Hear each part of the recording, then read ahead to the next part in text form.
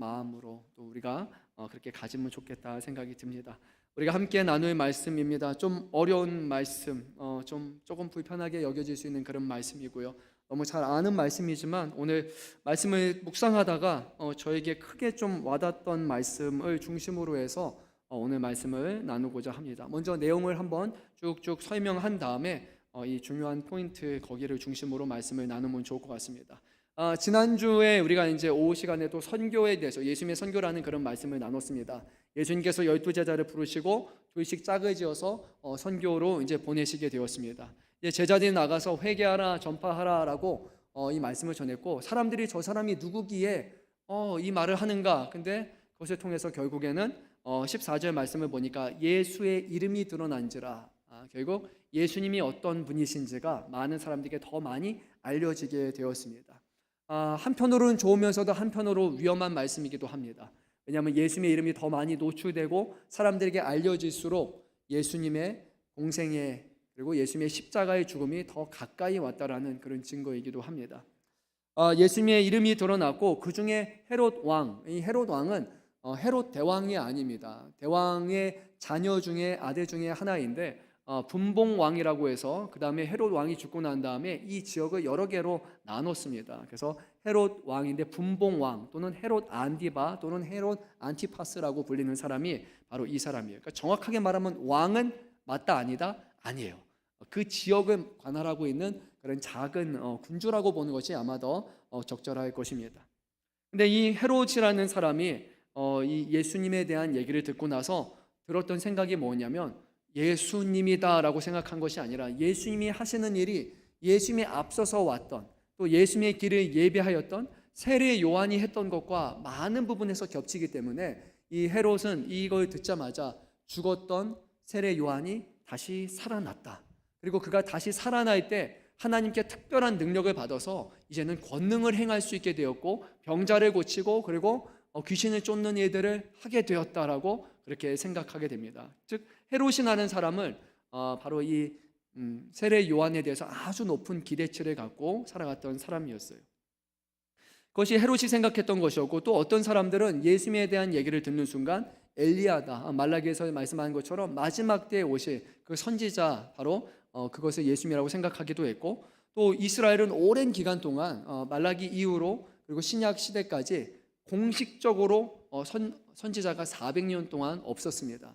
그래서 400년 만에 드디어 하나님께서 선지자를 우리에게 보내셨다라고 사람들이 그렇게 생각을 했습니다. 물론 우리는 세례 요한을 그렇게 선지자라고 보기도 하지만 유대인들은 그렇게 생각하지 않았기 때문이에요. 여러 사람들이 과연 예수님이 누구신가, 예수님을 통해서 예수님의 제자를 통해서 전파되는 복음을 보면서 그런 관심을 많이 갖고 있었고, 그리고 그러던 중에 오늘 말씀은 그 중에 한 사람인 헤롯에 대해서 그리고 헤롯의 일화에 대해서 많은 관심을 갖고 전하게 됩니다. 한편으로 이 말씀을 우리가 생각해 볼 때요, 중요한 것이 한 가지가 있는데 왜 갑자기 복음을 전하라고 하면서 중간에 세례 요한의 죽음에 대해서 말씀하고 있을까? 그런 구도를 보게 된다면 한편으로는 세례 요한이 말했던 것처럼 나는 그는 흥하여야 될 것이고 나는 뭐라고 합니까?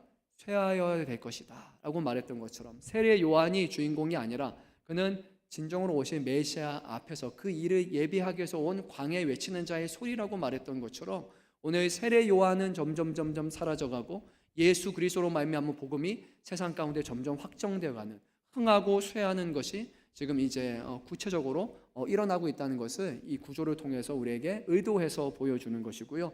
또 다음 시간에도 한번 나누게 되겠지만 오늘 말씀과 다음 주 이어지는 말씀에는 아주 큰 유사점이 하나가 있게 되는데, 세례 요한의 죽음에 둘러싸서 거기서 아주 하나의 특별한 잔치가 벌어지게 됩니다. 이 헤롯의 생일을 기념하기 위한, 그래서 근처에 있는 유명 인사들을 다 모아가지고 고관 대작들을 모아가지고 헤롯이 자기 자신을 드러내기 위한 생일 잔치를 여기는 하나의 잔치가 앞에가 있고, 그리고 다음 시간에 우리가 나눌 내용에서는 또 다른 잔치가 있게 되는데 바로 5,000명이라는 사람이 모여가지고 하늘 아버지께서 이 사람들을 위해서 예비하신 예수님의 이름으로 말미암는 그런 모든 사람들이 5,000명 이상이 먹고 그리고 12광주 이사리가 남는 또 다른 잔치, 그 두 가지의 사건을 통해서 이루어집니다. 그래서 어떤 잔치가 정말로 천국의 잔치이고 하나님이 기뻐하시는 것인가, 이 마가복음을 통해서 바로 그런 구조를 통해서 우리에게 이것을 전달하고 있습니다. 그것은 또 다음 주에 나눌 내용이니까 오늘은 세례 요한의 죽음에 대해서 조금 더 우리가 중점적으로 나누도록 하겠습니다. 헤롯이 이제 결국 세례 요한에 대한 얘기를 듣고 이렇게 합니다. 헤롯이 듣고 이르되 내가 목벤 요한 그가 살아났다 하더라라고 말합니다. 세례 요한이 죽었는데 그 이유가 자기가 그를 죽게 했다라는 거예요. 나중에 이 세례 요한이 죽였던 일로 인해서 그가 평생 뭔가 이렇게 귀신에 쓰이듯이 이걸로 인해서 그가 정신이 나가게 되고 미치게 되고 나중에 끔찍한 죽음을 결국 맞이하게 되는데 그만큼 헤롯은 세례 요한을 아주 중요한 사람이라고 그렇게 여겼어요.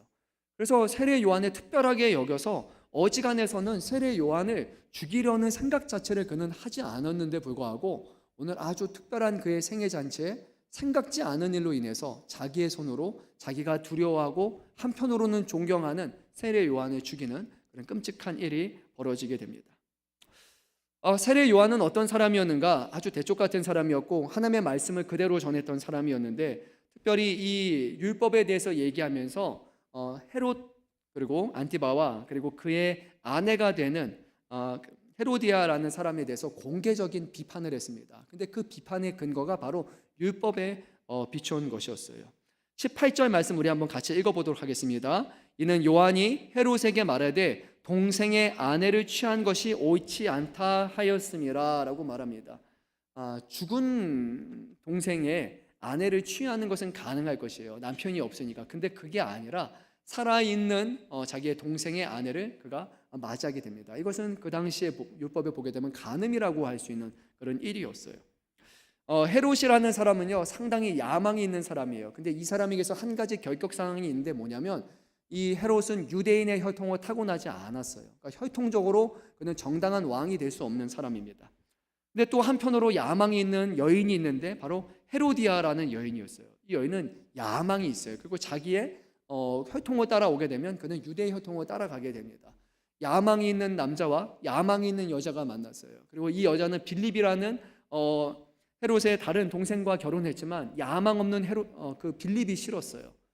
헤롯과 함께 한다면 이제는 분봉왕이 아니라 분봉왕의 아내가 아니라 대왕 로마로부터 더 큰 인정을 받아서 더 크게 쓰일 것이라는 그런 기대를 가지고 두 사람의 이해관계가 맞았기 때문에 한 사람은 이혼을 하게 되고 또 새로운 아내를 맞이하게 됩니다. 이 헤로디아라는 사람은 정말로 야망이 있는 사람이고 그리고 결단력이 있는 그런 사람임을 우리가 보게 돼요. 이제 어느 날 어떤 일이 근데 헤로디아가 계속해서 이 요한을 가시처럼 여겼습니다. 이 결혼이 잘못된 것이다. 이 결혼이 율법에 위배된 것이다. 이 결혼은 하나님이 인정하지 않는 결혼이다. 여러분 그런 얘기 들으면 좋아할 사람이 어디 있겠습니까? 우리에게 저주하는 거와 같잖아요. 그래서 이 헤로디아가 계속해서 요한을 싫어했고 어떻게 하면 요한을 잡을 수 있을까? 어떻게 하면 요한을 책잡을 수 있을까라고 그렇게 생각을 했는데 근데 문제는 뭐냐? 이 헤롯이라는 사람은요. 그럼에도 불구하고 세례 요한을 상당히 좋은 사람처럼 그렇게 여겼어요. 우리 한번 20절 말씀 같이 읽어보도록 하겠습니다. 헤롯이 요한을 의롭고 거룩한 사람으로 알고 두려워하며 보호하며 또 그의 말을 들을 때 크게 번민을 하면서도 달갑게 들음이로라. 되게 교차하는 감정이 여기서 보이는 것 같아요. 헤롯이 보기에 요한은 의롭고 거룩한 사람이에요. 분명히 그는 다른 사람이에요. 하나님 앞에 그런 사람이에요.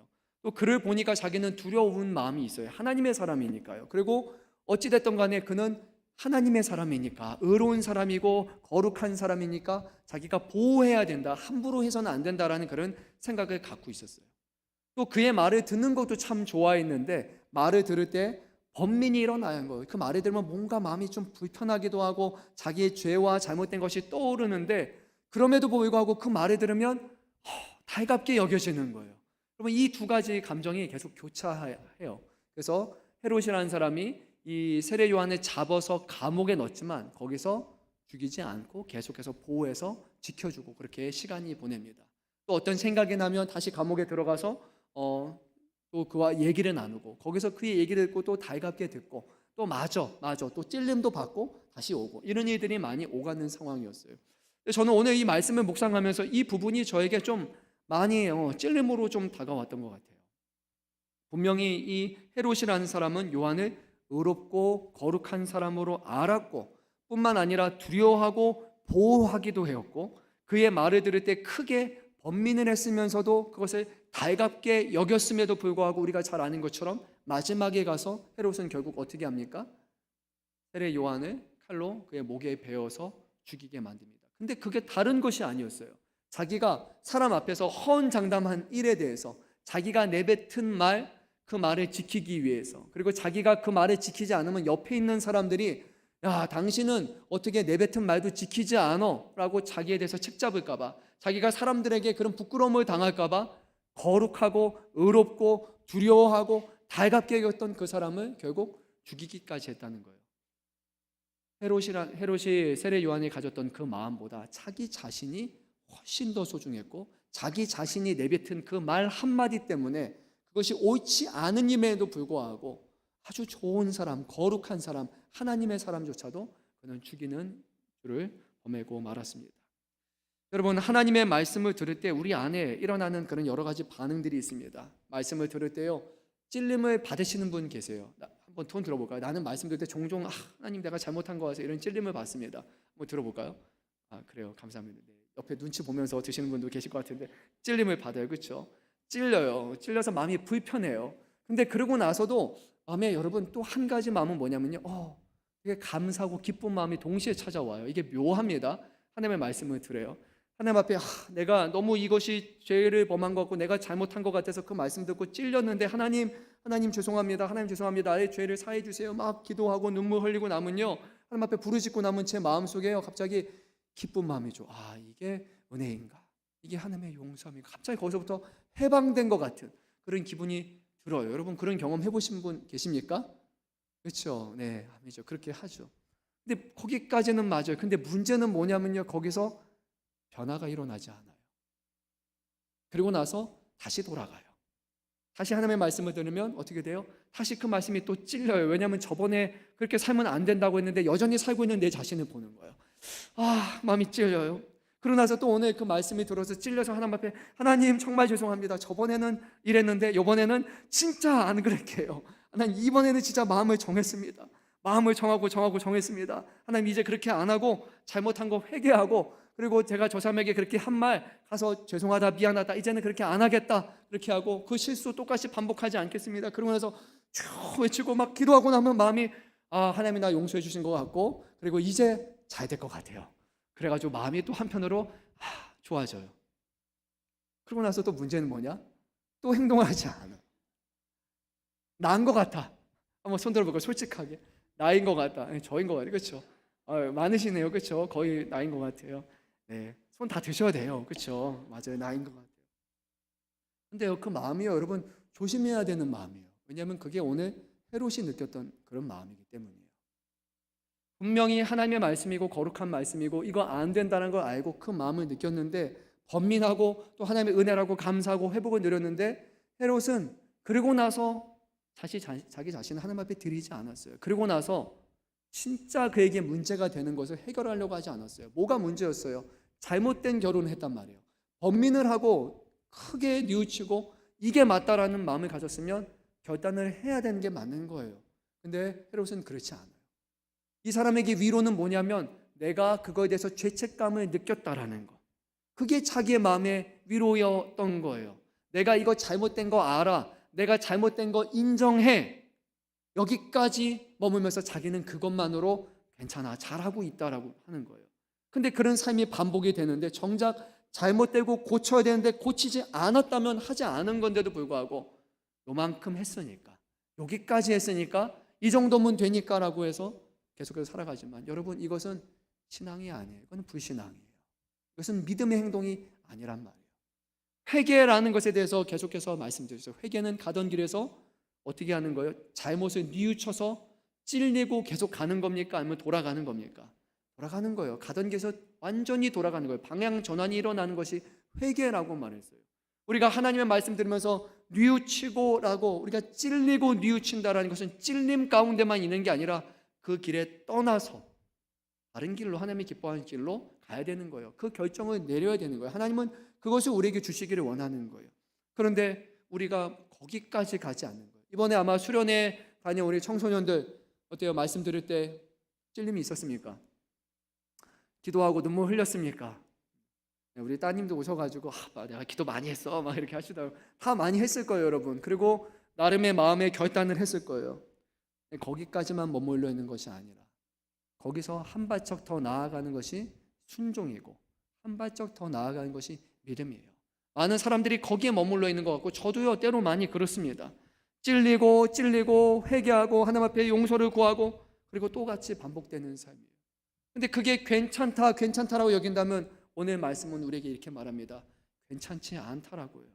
왜냐하면 우유부단한 표현이 맞는 것 같아요. 우유부단한 그 행동이 결국에는 그로 하여금 그의 마음이 하나님이 아니라 다른 곳에 빼앗기게 되어서 아주 끔찍한 돌이킬 수 없는 죄를 범하게 되었기 때문이에요.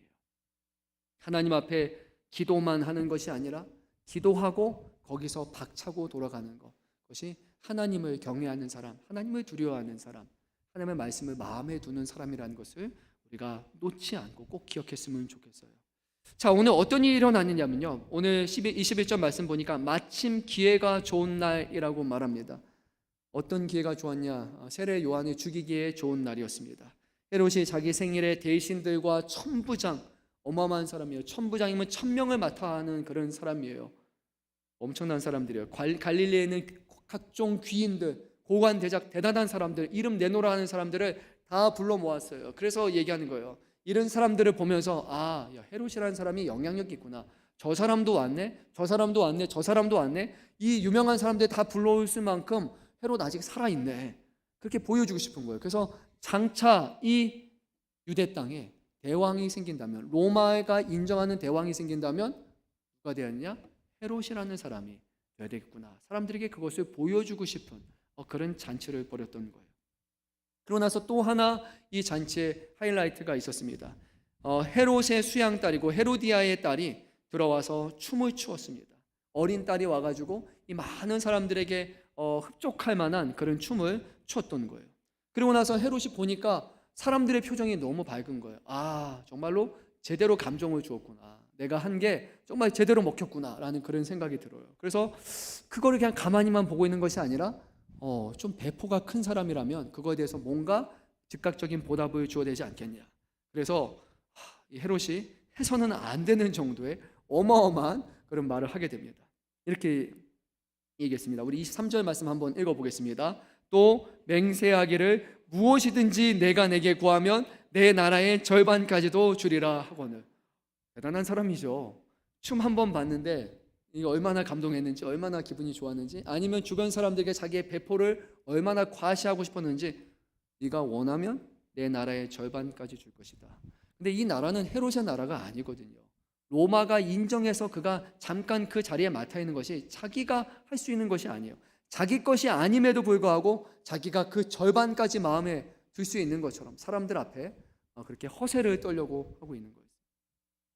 그 말을 듣고 이 어린 소녀가 가가지고 어머니께 말합니다. 어머니, 제가 무엇을 구해야 될까요? 우리 헤롯이 아버지가 얘기하기로 나라의 절반이라도 준대요. 그렇게 말해요. 그러니까 헤롯이야는 아주 좋은 날, 그가 원했던 것, 그것을 구하게 됩니다. 바로 세례 요한의 머리를 달라, 수급을 달라, 그를 죽여서 머리를 달라라고 요청하게 됩니다.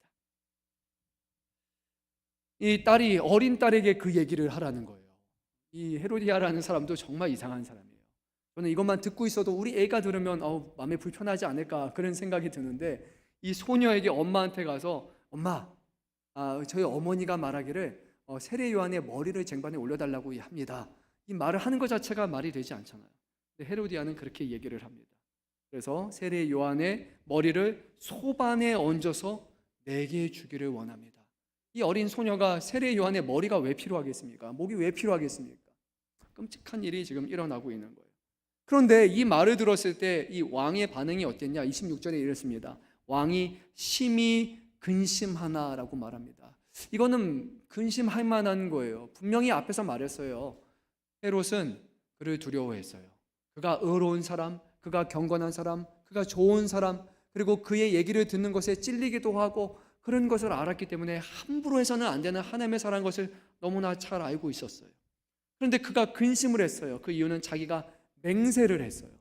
그 당시에 맹세를 어긴다는 것은 그 사람의 신용이 대해서 문제가 되는 거예요.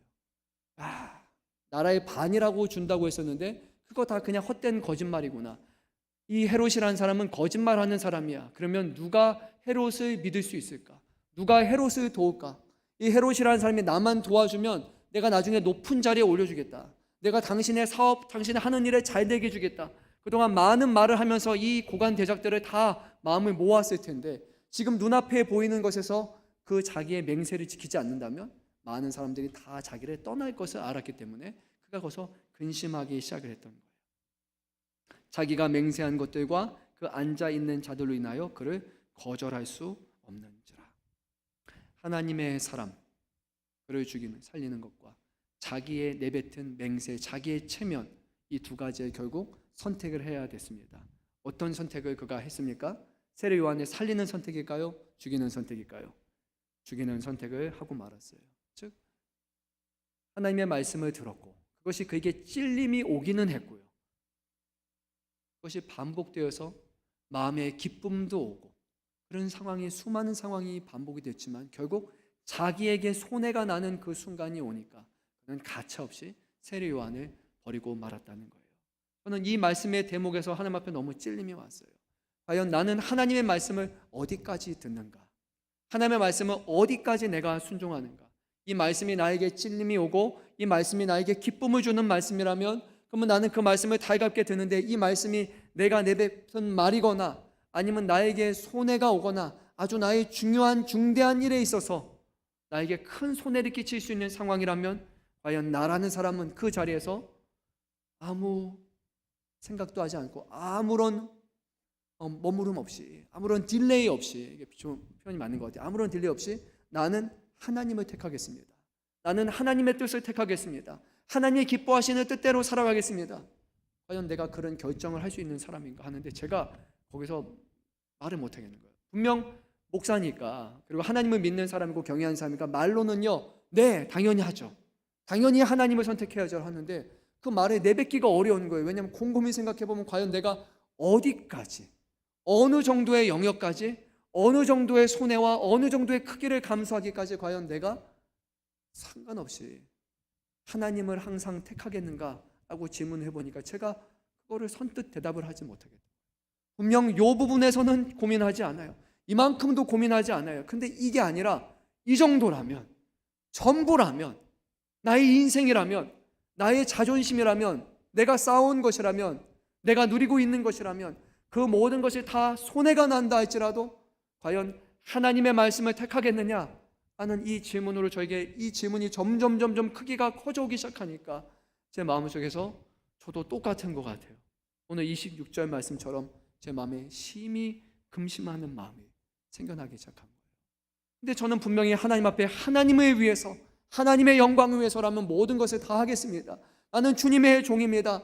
주님이 나의 생명이십니다라고 저는 그런 마음을 살아갔음에도 불구하고 하나님 앞에 수많은 다짐과 수많은 기도와 수많은 맹세를 했음에도 불구하고 정작 내 자신에게 해가 되거나 손실이 되면 그것에서 쉽게 결단하지 못하는 그 재산을 보면서 얼마나 저라는 사람이 하나님 앞에 믿음이 없는 사람인지, 얼마나 제가 겉으로만 믿음 있는 척하는 사람인지 이 말씀이 저에게 너무 많이 찔림이 왔던 것 같아요. 사랑하는 성도 여러분, 오늘 말씀의 위치를 잘 봐야 됩니다. 예수님께서 복음을 전하라고 하셨습니다. 제자들에게 복음을 전하라고 하셨고 제자들에게 능력이 나타났어요. 귀신을 쫓아내면 많은 병자들이 고침을 받았어요.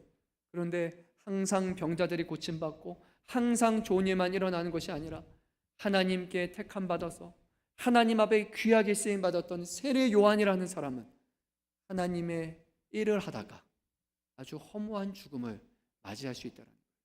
즉 예수님의 제자가 앞으로 맞이하게 될 허무한 죽음, 하나님의 일을 하면서 그들이 담당하게 될 그들의 미래를 오늘 이 말씀을 통해서 미리 보여주는 것 같은 거예요. 만약에 우리가 예수 믿고 살아가면서 많은 사람들이 다 인정해 준다면, 다 칭찬해 준다면, 예수 믿는 것이 사람들에게 다 기쁨이고 영광이고 우러러 볼 만한 것이라면 누가 예수님 안 믿겠습니까? 누가 예수님 안 믿겠어요? 목사가 되는 게 자랑이라면 다 목사 되려고 하겠죠. 교회에서 중직이 되는 것이 사람들 앞에 와 중직이라고요 자랑할 만한 것, 사람들이 인정할 만한 것이 된다면 사람들은요, 하지 말라고 해도 앞다투어서 하고 싶을 것이에요. 근데 그게 아니라 이것이 짊어져야 되는 무거운 짐이 된다면, 또 그 자리, 그 위치, 그것 때문에 우리가 수많은 어려움과 고민들을 감당해야 된다면, 여러분, 과연 우리는 그때도 기쁨으로 주님 그 직분을 받겠습니다. 기쁨으로 나는 그 사명을 감당하겠습니다. 기쁨으로 내가 그 일을 하겠습니다. 여러분, 우리가 과연 그렇게 할 수 있습니까?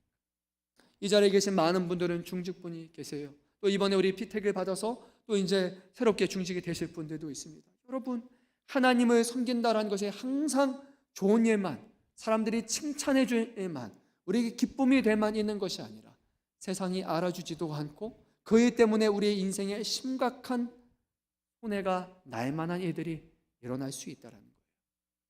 과연 그때 우리의 직분을 내려놓겠습니까? 우리에게 주시는 신분을, 하나님의 자녀라는 권세를 내려놓겠습니까? 예수 믿는 사람이라는 것을 꽁꽁 숨기면서 우리는 살아가겠습니까? 아니면 그 수많은 어려움 가운데서도 나 예수 믿는 사람이고, 나 하나님의 은혜를 받은 사람이고, 나 주로 말미암아 죽었다 살아난 사람이라고 폴리카베의 고백처럼 80년 동안 한 번도 나를 배반하지 않았던 그 하나님을 나는 배신할 수 없다라고 화영불에 들어가기까지 그 믿음을 지키는 삶을 살아갈 수 있겠습니까? 여러분, 이 말씀은 우리에게 어설픈 믿음, 어설픈 생각을 갖지 말라라는 경고의 말씀인 거예요. 하나님을 믿는다라는 것은 좋은 쪽을 선택하는 것이 아니라 언제든 우리가 원하는 좋은 쪽을 선택해서 이것은 하나님께 속한 것인데 나에게도 도움이 돼, 그러면 선택하고, 이것은 하나님이 기뻐하시는 것이지만 나에게 손해가 나, 그러면 그것을 부정하고, 우리가 하나님이 주시는 것과 하나님이 주지 않는 것을 선택하면서 살라는 그런 말씀이 아니에요. 하나님이냐 아니면 하나님이 아니냐 일 뿐이지, 하나님과 세상을 두 주인을 겸하여 섬길 수 없다고 성경은, 우리 주님은 아주 분명하게 말씀하셨어요. 사랑하는 성도 여러분, 이 말씀은 어려운 말씀이에요. 듣는 것, 지키는 것, 살아가는 것, 참으로 어려운 말씀입니다. 그런데 그렇게 결정하고 그렇게 결단하고 그렇게 살아가지 않으면 우리의 믿음은 참 교묘하고 우리의 믿음은 참 흔들리는 그런 믿음이 되어서 죄를 범하고 용서받기만을 구하고 잘못된 길을 알면서도 간 다음에 하나님은 언제든지 우리를 이해하시고 언제든지 우리를 용서하시고 언제든지 예수님은 우리의 십자가, 우리의 죄 때문에 십자가에 달려 죽으셔도 괜찮은 분처럼 우리는 또 주님의 십자가에 박는, 그리고 또 용서해달라고 말하는 그런 죄의 모습으로, 죄인된 모습으로 살아가고 있다면 그것은 결코 하나님이 기뻐하시는 하나님의 사람의 모습은 아닐 것입니다. 왕은 심히 근심했지만 자기의 맹세와 눈앞에 있는 사람들 때문에 거절할 수 없었습니다. 결국 왕이 시병 하나를 보내어서 요한의 머리를 가져오라고 명령을 했고 그 사람이 세례 요한에 죽여서 목을 가져왔습니다. 그렇게 쉽게 하나님의 사람이 죽음을 맞이하게 됩니다. 그리고 그의 머리를 소반에 얹어다가 소녀에게 주었고 이 소녀는 이것을 다시 어머니에게 주었습니다. 세례 요한의 제자들이 와서 이제 그 시체를 가져다가 장사를 했습니다. 아마 머리 없는 시체만을 가지고 그들이 장사를 지냈을 것입니다. 세례 요한은요, 하나님의 복음을 전하는 데 있어서만 예수님의 앞길을 예비한 사람이 아니었습니다. 세례 요한이 당하는 이 억울한 죽음은 결국 이 땅에 오신 예수님께서 앞으로 겪으실 그 죽음에 대한 그림자라 할 수 있을 것입니다. 우리 잘 아는 것처럼 본디오 빌라도가 예수님을 붙잡았습니다. 많은 사람들이 예수님을 죽이라고 했습니다. 그때 본디오 빌라도가 뭐라고 했습니까? 이 사람이 죽일 만한 죄를 나는 찾지 못했다라고 얘기했습니다. 이 사람을 내어줘야 된다. 이 사람에게는 아무 문제가 없다. 하자가 없다. 이 사람을 죽일 만한 사람이 아니다. 그렇게 사람들이 얘기했습니다. 하지만 사람들이 아니라고, 예수를 십자가에 죽여야 된다고 힘 있는 사람들, 선동된 사람들이 그 이름을 외치기 시작할 때 결국 본디오 빌라도는 분명히 예수님을 죽일 만한 죄가 없음에도 불구하고 어떤 선택을 합니까? 죄 없으신 하나님의 아들이신 예수님을 십자가에 못 박아 죽이는 그런 결정을 하고 말았습니다. 헤롯에게 한 번, 본디오 빌라도에게 또 한 번, 끊임없이 이런 일들은 반복될 수 있다는 겁니다. 하나님을 경외하는 사람이 하나님 앞에 우리의 마음의 중심을 바로 두지 않으면, 우리가 우리의 체면과 우리의 영광, 우리의 삶을 위해서 하나님을 믿기 시작한다면 결국 우리는 우리 자신을 위해서 언제든지 하나님을 버릴 수 있는 그런 선택을 할 수 있다는 거예요. 혹여라도 우리의 삶 가운데 하나님을 위한 삶이 아니라 나를 위해서 주님을 버리는 잘못된 선택을 반복적으로 해왔던 그런 경험이 있다면, 그런 잘못된 것들이 있다면 그것이 그럴 수도 있지라고 넘어가는 것이 아니라 오늘 주님 앞에 우리의 죄를 자복하고 하나님 앞에 용서를 구하고, 그리고 하나님이 주시는 능력을 통해서 또 주님을 십자가에 못 박아 죽이는 것이 아니라 이제는 주님과 함께 내가 십자가에 못 박혀 달렸나니 이제는 내가 사는 것이 아니요 내 안에 예수 그리스도가 사시는 것이라는 그런 복음에 사로잡힌 사람들의 변화된 고백이 나와야 될 때가 아니겠습니까? 사랑하는 성도 여러분, 오늘 이 말씀을 우리의 마음에 새기기를 바랍니다. 우리 주님은 우리를 살리기 위해서 자신이 기뻐하시는 뜻보다 하늘 아버지의 뜻을 끝까지 택하셨습니다. 그리고 그분의 선택으로 말미암아 죽어야 된 우리들이 구원을 받게 되었습니다. 우리 주님은 자기 자신을 위한 선택이 아니라 우리를 살리기 위한 하늘 아버지를 기쁘시게 하는 선택을 하셨기 때문에 그것이 온 인류를 구원하는 복음이 된 것을 기억해야 됩니다. 우리 눈앞에 보이는 옳은 선택이 아니라, 우리가 잘되기 위한 그 선택이 아니라 이 모든 역사의 주관자가 되시고 모든 것을 합력하여 선을 이루게 하시는 그 하나님께서 우리에게 예비하신, 하나님의 기뻐하시는 그 선택을 한다면 그건 결코 어리석은 선택이 아니고 하나님이 그 선택을, 그 결정을 사용하셔서 하나님의 영광을 드러내게 하시고 또 하나님을 믿는 사람들에게 의의 길을 걸어갈 수 있도록 주님이 친히 그 모든 여정을 함께하여 주실 줄 믿습니다. 사랑하는 성도 여러분, 오늘 말씀을 마음에 두렵고 떨리는 마음으로 새기고요. 또 이제 새롭게 한 주가 시작이 됐는데 어디에서 어떤 상황에 처해 있든지 하나님을 감추는 사람이 아니라, 하나님을 또 버리는 사람이 아니라 나를 살리시고 나의 전부가 되시는 그 하나님을 위해서 우리의 인생을 드릴 수 있는 그런 믿음의 결단을 할 수 있는 우리가 모두가 되었으면 좋겠습니다. 오늘 하나님의 도우심을 구하면서 함께 찬양하면서 우리 기도하면서 나아갔으면 좋겠습니다. 우리의 의식